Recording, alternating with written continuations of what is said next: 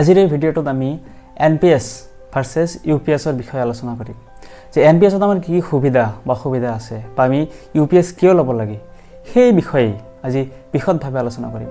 এটা প্ৰথমে আহো আমাৰ যে NPS আৰু UPSত কন্ট্ৰিবিউশন যে আমি NPSত আমি কিমান কন্ট্ৰিবিউশন দি আছো বা গভৰ্নমেণ্টে কিমান কন্ট্ৰিবিউশন দি আছে ঠিক সেইদৰে UPSত আমি কিমান কন্ট্ৰিবিউশন দি আছো আৰু গভৰ্নমেণ্টে কিমান কন্ট্ৰিবিউশন দি আছে। মই ইয়াতে এটা গ্ৰাফ দেখুৱাইছো সি গ্ৰীন থাকাখিনি আপোনাৰ কি UPSৰ কন্ট্ৰিবিউশন আৰু ৰেড কালাৰখিনি কি NPS কন্ট্ৰিবিউশন। গতিকে ইয়াতে আমাৰ প্ৰথমে আহিল কি যে এমপ্লয়ি কন্ট্ৰিবিউশনত আমি যদি চাও যে UPSৰ ক্ষেত্ৰত আমাৰ 10% NPSৰ ক্ষেত্ৰত কি 10%।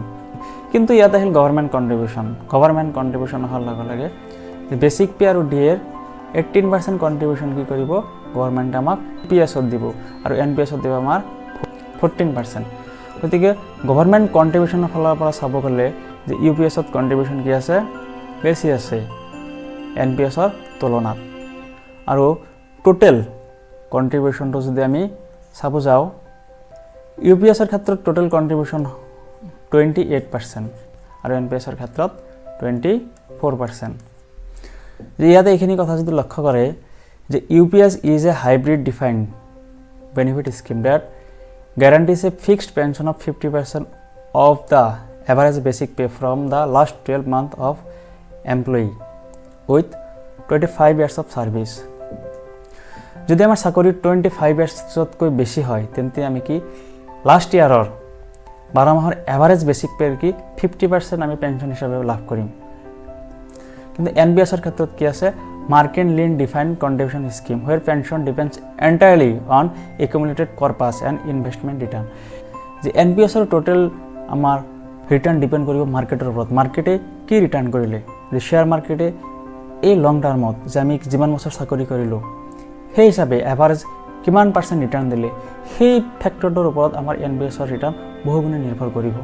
গতিকে UPS কেনেকৈ ক্যালকুলেট কৰে যে UPS যদি আমি 25 বছৰতকৈ তলত চাকৰি কৰো বা আমি যদি 10 বছৰতকৈ ওপৰত চাকৰি কৰো তেন্তে আমাৰ পেনশন কিমান পৰিমাণে পাম 50% পাম না তাতকৈ কম পাম। সেই ক্যালকুলেশনটো মই আপোনালোকক দেখাবলৈ গৈ আছো। ইয়াতে দেখিবলৈ পাইছে for employee with 25 years of service 25 years plus যদি সার্ভিস হয় তেন্তে মান্থলি পেনশন গ্যারান্টেড 50% যে monthly pension equal to 50% into average basic pay of last 12 month. যে লাস্ট 12 মান্থ যে রিটায়ার্ড হওয়ার জন্য লাস্ট 12 মান্থ তারে কি এভারেজ বেসিক পের 50% কি আমি পেনশন পাবলৈ সক্ষম হম। যেতে আমাৰ কি 10 বছৰতকৈ বেছি হ'ব আৰু 25 বছৰতকৈ কম হ'ব তেতে সেই ক্ষেত্ৰত কি আমাৰ ফৰ্মুলাটা হৈছে average basic pay into 50% into years of service divided by 25। আমি যেতে চাকৰিৰ পৰা ৰিটায়াৰ্ড হম সেই বছৰৰ average basic pay into 50% into year of service ধৰিলো আমি 20 বছৰ ইনটু 25। এইটো ফৰ্মুলা সেই ক্ষেত্ৰত কি প্ৰযোজ্য হ'ব। ইয়াতে এটা গুৰুত্বপূৰ্ণ কথা হৈছে যে 10 বছৰতকৈ বেছি চাকৰি কৰিলে মিনিমাম পেনশন গ্যাৰান্টি কিমান আছে ₹10,000 পাৰ মান্থ। যে 10 ইয়াৰ্স প্লাস সাৰ্ভিস হলে জাস্ট 10 ইয়াৰ্স কমপ্লিট হলে আমি কি গ্যাৰান্টেড পেনশন আমাৰ কন্ট্ৰিবিউশন যিমান জমা নহওক কিয় আমি কি পাম যেতিয়ালৈকে আমি জীয়াই থাকো তেতিয়ালৈকে মিনিমাম 10,000 আমি পেনশন পামেই। NPSৰ ক্ষেত্ৰত একুমুলেটেড কৰ্পাছ আমাৰ মূল কিমান পৰিমাণৰ ধন জমা হ'ব তাতে কি টোটাল কন্ট্ৰিবিউশন যে আপোনাৰ 10% প্লাস 14% এইখিনি আমাৰ কন্ট্ৰিবিউশন আৰু ইনভেষ্টমেন্ট ৰিটাৰ্ণ যে শেয়াৰ মাৰ্কেটত আমি এই চাকৰি কৰাৰ সময়ছোৱাত যে আমি 20 বছৰ বা 10 বছৰ বা 30 বছৰ যে চাকৰি কৰিলো এই সময়ছোৱাত আমাৰ মাৰ্কেটিং এভাৰেজ কি পৰিমাণে ৰিটাৰ্ণ দিয়ে সেই ৰিটাৰ্ণৰ ওপৰত কি কৰিব আমাৰ টোটেল কৰ্পাছৰ এমাউণ্টটো ডিপেন্ড কৰিব। যে নিফটি 50 যেতিয়াৰ পৰা আৰম্ভ হৈছে আজিৰ তাৰিখলৈকে প্ৰায় 92 ৰ পৰা আপোনাৰ 2025 লৈকে কি হৈছে নিফটি 50 এনুৱেল এভাৰেজ ৰিটাৰ্ণ মোৰ দেন 12% হৈছে মোটামুটি 13% হৈছে। গতিকে ভৱিষ্যতে শেয়াৰ মাৰ্কেটে কি ধৰে পাৰফৰ্ম কৰিব ইণ্ডিয়ান ইকোনমি কি হিচাপে পাৰফৰ্ম কৰিব সেই বিষয়বোৰৰ ওপৰত আমাৰ কি NPSৰ মূল কৰ্পাছটো নিৰ্ভৰ কৰিব। যে ইয়াতে আৰু দুটা সুবিধা আছে যে লামসাম উইথড্ৰল যেতিয়া আমি ৰিটায়াৰ্ড হ'ম তেতিয়া কি লামসাম আমি 60% উইথড্ৰ কৰিব পাৰিম আৰু যিখিনি 40% থাকিব সেইখিনি আমি কি মেণ্ডেটৰী এনুইটি পাৰ্চেছ, যে আমি কিবা এটা এনুইটি পাৰ্চেছ কৰিব লাগিব, যে এই 40% যিখিনি আমাৰ কণ্ট্ৰিবিউশ্যন থাকিব সেইখিনি আমি কি ধৰণৰ এনুইটিত আমি কি ইনভেষ্ট কৰিম। যে তাতে এটা ৰেঞ্জ দিছে যে 5 to 7% এনুৱেলি থকা এনুইটি এটা আমি কি মেণ্ডেটৰী পাৰ্চেছ কৰিব লাগিব। যে আমি মাহে মাহে কি বেছিকৈ উঠাম না কমকৈ উঠাম সেইটো আমাৰ সম্পূৰ্ণ নিজৰ এনুইটি পাৰ্চেছৰ সিদ্ধান্ত, সেইটোৰ ওপৰত কি কৰিব নিৰ্ভৰ কৰিব।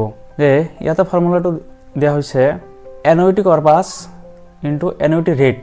যে এনুইটি ৰেট ইয়াতে আপোনালোকে দেখা পাই আছে 5.5 পৰা 5.7 ডিভাইড বাই 12, 12 মাহ। যে 12 মাহেদি ডিভাইড কৰিলে আমি মাহে যিমানকৈ পাম সেই টকাখিনি কি আমি পেঞ্চন হিচাপে পাবলৈ সক্ষম হ'ম। UPSৰ ক্ষেত্ৰত আৰু এটা ইম্পৰ্টেণ্ট ফেক্টৰ হৈছে আপোনাৰ ডিয়াৰনেছ ৰিলিফ। ডিএ এপ্লাই হয় আপোনাৰ যিবিলাক এমপ্লয়ী আছে সেইবিলাকৰ কাৰণে, কিন্তু পেঞ্চনাৰ যিবিলাক আছে সেই ক্ষেত্ৰত UPSৰ ক্ষেত্ৰত কি এপ্লাই হ'ব ডিয়াৰনেছ ৰিলিফ। যিসকলে UPS চুজ কৰিব তেওঁলোকে কি পাব ইনফ্লেশ্যনৰ লগত ফাইট কৰাৰ কাৰণে কি ডিয়াৰনেছ ৰিলিফ এপ্লাই হ'ব পেঞ্চনৰ লগত। কিন্তু NPSৰ ক্ষেত্ৰত কোনো ইনফ্লেশ্যন এডজাষ্টমেণ্টৰ কাৰণে আপোনাৰ ডিয়াৰনেছ ৰিলিফ এড নহয়। কিন্তু এটা কথা হ'ল যে NPSত যিহেতু আমি এনুইটি ক্ৰয় কৰিম আৰু সেই এনুইটিৰ ইণ্টাৰেষ্ট ৰেট আপোনাৰ 5 পৰা 7% অনুমান কৰা হৈছে, সেই ক্ষেত্ৰত সেই এনুইটি হয়তো কি কৰিব আমাক এই ইনফ্লেশ্যন প্ৰটেকশ্যন দিব। গতিকে যিহেতু ডিয়াৰনেছ ৰিলিফ বা ডিএটো প্ৰত্যেকটা ক্ষেত্ৰতে এপ্লিকেবল হৈ আছে, সেইকাৰণে ডিএৰ কথাটো মই বাৰে বাৰে কৈ থকা নাই।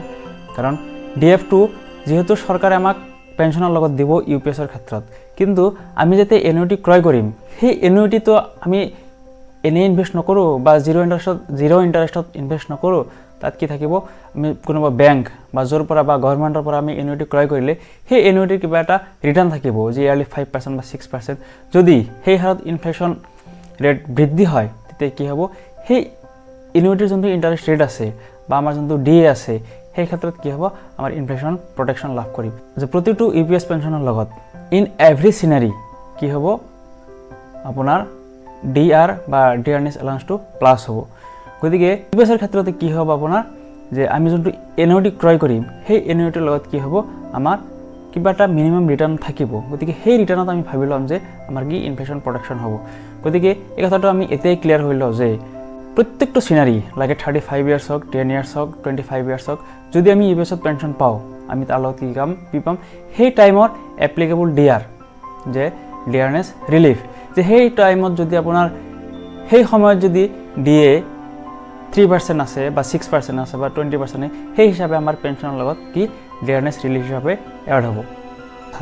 যদি আপুনি লাইফত ৰিস্ক ল'ব বিচাৰে যে নহয় মই ৰিটায়াৰমেণ্টৰ টাইমত এটা ডাঙৰ কৰ্পাছ বনাম, তেতিয়া আপুনি NPSত থাকিব পাৰে। কিন্তু NPSৰ সেই হিচাপে কি হ'ব ৰিস্কটোও বহুত হ'ব।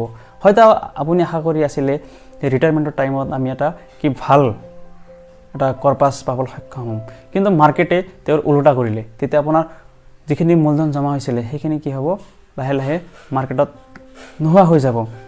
UPSৰ ক্ষেত্ৰত কি ৰিস্ক ফেক্টৰটো 0, কাৰণ গভৰ্ণমেণ্টে আপোনাৰ কি লয় ইয়াৰ দায়িত্ব লৈছে। যিহেতু আমি নিজে কণ্ট্ৰিবিউট কৰি আছোঁ, গভৰ্ণমেণ্টে বেছিকৈ কণ্ট্ৰিবিউট কৰি আছে যাতে ভৱিষ্যতে কৰ্মচাৰীজনৰ কোনো অসুবিধা নহয়। তেওঁ চাকৰিৰ পিছত 25 ইয়াৰ চাকৰিৰ পাছত যাতে নিশ্চিতভাৱে 50% পেঞ্চন পাবলৈ সক্ষম হয় আৰু তেওঁৰ পৰিয়ালে যাতে সেই পেঞ্চনৰ যিটো পেঞ্চন চাকৰিজনে পাইছিলে তাৰে 60% পাবলৈ কি হয় সক্ষম হয়। কিন্তু NPSৰ ক্ষেত্ৰত কি টোটেলি মাৰ্কেটৰ ওপৰত ডিপেণ্ড কৰিব।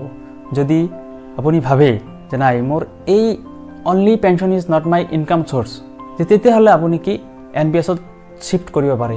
NPS বহুত ৰিস্কি হয় যিহেতু মাৰ্কেট বহুত ভলেটাইল হয় আৰু ইকনমি যেতিয়া বহুত বেছি গ্ৰ' হ'ব তেতিয়া মাৰ্কেট আৰু বেছি কি হ'ব ভলেটাইল হ'ব। হয়তো 3, 4, 5 বছৰ কি হ'ব মাৰ্কেটে কোনো পাৰফৰ্মে নকৰে। যিহেতু ইণ্ডিয়া যেতিয়া এটা ডেভেলপ কাউণ্ট্ৰি হৈ যাব তেতিয়া মাৰ্কেটে বহুত সময় হয়তো ষ্টেবল হৈ যাব পাৰে।